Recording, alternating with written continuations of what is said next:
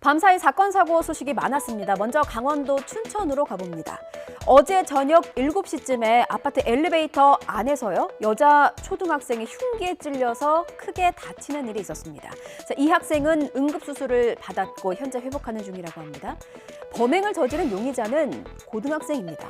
이게 우발적이었는지 계획적이었는지 피습의 이유는 무엇인지 아무것도 모릅니다.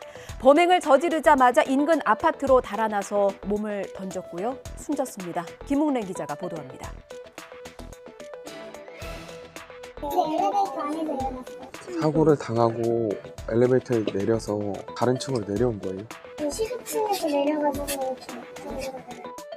엄청 큰 소리를 막 질러서 우리가 내다보니까 어떤 남자가 총 싸운 줄 알고 그냥 있었는데 저는 뭐 살려줘. 그러고 나서 이제 경찰차가 왔지.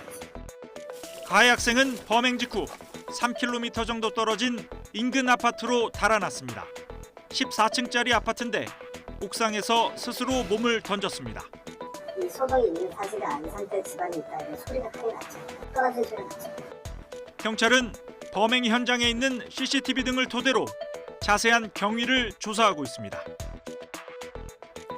지난 4일 부산에서요. 3살 아이가 유치원 통학버스에 치여서 숨지는 안타까운 사고가 있었습니다. 다시는 이런 일이 일어나지 않기를 바라는 마음으로 사고 소식을 전했었고요. 지금 열흘도 채 지나지 않았습니다. 그런데 또다시 3살 아이가 크게 다치는 사고가 났습니다. 아이가 통학버스에 매달린 채 100m가량을 끌려간 건데요. 너무나 안타깝습니다. 버스 출발하기 전에 한 번만 더 확인했더라면, 한 번만 더 주위를 둘러봤더라면 아이는 병원이 아니라 따뜻한 집에서 포근한 부모의 품에 안겨 있었겠죠. 잇따르는 어린이 통학버스 사고 안전 대책이 시급합니다. 차상은 기자입니다. 어린이집 통학버스 한 대가 골목길을 따라 올라갑니다. 잠시 후 버스가 지나간 쪽을 향해 사람들이 급히 뛰어가고 얼마 지나지 않아 구급차와 순찰차도 현장에 도착합니다. 부산의 한 어린이집 앞에서 3살 A군이 통학버스에 끌려가는 사고가 났습니다. 오전 9시쯤 버스를 타고 도착한 A군은 100m가량 떨어진 도로에서 크게 다친 상태로 발견됐습니다. 기사님이 꺼내고 계셔서 애기가 다 그냥 피로 온몸이 이렇게 돼 있는 거고. 그럼 아이가 좀 의식은 혹시 있었어요. 왜냐면 계속 울었거든요. 애기가 계속 자지러지게 울었어요. 경찰은 운전기사와 어린이집 관계자 등을 상대로 정확한 경위를 조사하고 있습니다. 주식이고 코인이고 요즘 이런 그래프만 봐도 머리가 아프고 입맛이 뚝 떨어지죠. 워낙 장이 좋지 않아서 손에도 또 막심해서 어떻게 하면 만회할 수 있을까를 고민하게 됩니다. 자, 이런 심리를 노려서요. 내가 도와주겠다. 내가 발굴한 종목에 투자하면 돈 번다. 이렇게 접근하는 사기꾼들이 많습니다.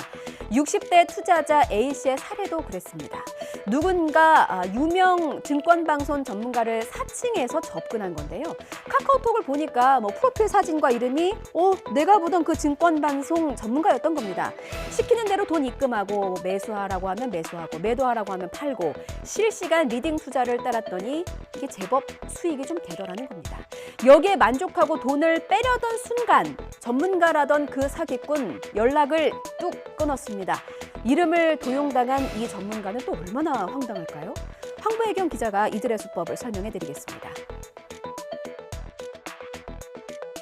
문구라든지 말하는 거라든지 항상 정신의 낭만이 운전하고 공인이 타겟 아주 유전이 A씨를 가상자산 거래소에 가입시키고 계좌로 일정 금액을 예탁하게 하더니 실시간으로 종목 매수 매도 시점을 알려주는 이른바 리딩 투자를 진행합니다.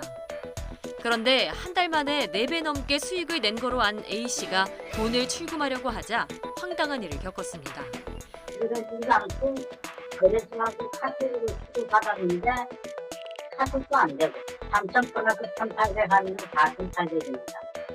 결국 전문가 B씨를 사칭하고 투자자들에게 사기를 친 겁니다.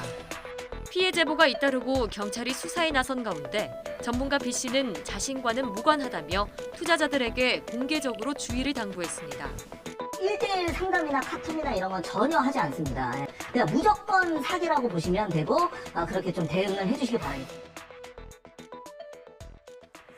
이 같은 리딩 투자 사기, 거래소 불법 행위는요, 최근 5년간에 꾸준하게 증가하고 있습니다. 특히 작년에는요, 피해액만 3조 원이 넘었습니다.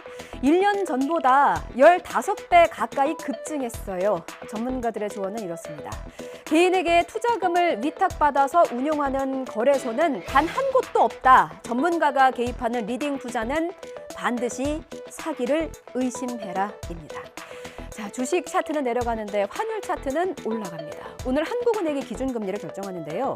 빅스텝 0.5%포인트의 인상이 유력하니까 경기 침체를 우려하는 심리도 그만큼 커졌습니다. 그래서 원달러 환율이 연고점을 또다시 돌파했고요. 코스피, 코스닥도 심하게 흔들렸습니다. 경기가 둔화 수준이 아니라 아예 침체될 것 같다고 보는 공포가 금융시장을 덮쳤습니다. 조태현 기자의 보도 보시죠. 원달러 환율은 하루 만에 8원 넘게 오르면서 1,310원대로 올라섰습니다. 올해 들어 가장 높은 수준입니다. 유로존의 경기 불확실성과 세계의 경기 침체 우려, 조만간 발표될 미국의 CPI 발표 등에 따른 경계감이 시장에 반영되면서 외환시장의 변동성이 높아졌기 때문에 상단은 점진적으로 좀 올리면서 봐야 될 가능성이 있다라고 판단하고 있습니다. 증시도 부진했습니다. 코스피는 1% 가까이 하락한 2,310선으로 거래를 마쳤습니다. 코스닥 지수는 2% 넘게 급락했습니다. 고용보고서를 기반으로 해서 연준의 추가적인 긴축 의지가 더 강해지지 않을까에 대한 우려였던 것 같고요. 그런 부분들이 향후에 경기 침체의 속도를 좀 더 빨리 앞당길 수 있다는 부분에서 좀 우려가 커지면서 금융시장은 어렵고 물가는 오르고 환율은 널뛰고 첩첩산중입니다. 정부의 이번 카드는요, 할당 관세 0%입니다. 소고기와 닭고기, 커피 등 7개 품목이 대상입니다. 대형 할인점에서 팔리는 가격 기준으로 보면요, 미국산 부채살은 1년 전보다 47%가 올랐고요. 브라질산 커피 원두는 39%가 뛰었습니다. 이렇게 먹거리 가격이 너무 뛰니까 대표적으로 7개 품목의 관세를 깎아주겠다는 겁니다. 당장 우리 농가는 발끈하고 나섰어요. 안 그래도 사료값이다 뭐다 폭등해서 가뜩이나 어려운데 정부가 무관세 정책으로 국내 농가를 고사시키려 한다는 겁니다. 축산업계는 투쟁까지 예고한 상황입니다. 김혜린 기자의 보도 보시죠. 정부가 치솟는 밥상 물가를 잡기 위해 또다시 민생 대책을 내놓았습니다. 소고기, 닭고기, 돼지고기, 분유, 커피 원두, 주정원료, 대파 등 주 먹거리 7개 품목에 할당 관세 0%를 적용하기로 한 겁니다. 물가가 너무 많이 올라가지고 돈의 지출이 전에 비해서 너무 피부로 많이 느끼고 있습니다. 식재료가 아무래도 많이 좀 부담이 되고 있습니다. 하지만 미국산 커피나 유럽산 분유는 기존에도 물량 대부분이 무관세로 수입됐고 하루가 다르게 환율과 물가가 오르고 있는 탓에 소비자들이 인하 효과를 체감할 수 있을지는 미지수입니다. 캐나다산 돼지고기 기존 관세는 8.6%로 7월 1일부터 할당 관세는 0% 수입되지만 달러 환율 상승과 국제 축산물 물가 상승으로 극적인 원가 인하 효과는 보이지 않습니다. 축산물을 무관세로 수입하겠다는 계획 발표에 축산업계 반발도 이어졌습니다. 축산물 무관세 수입 즉각 철회하라!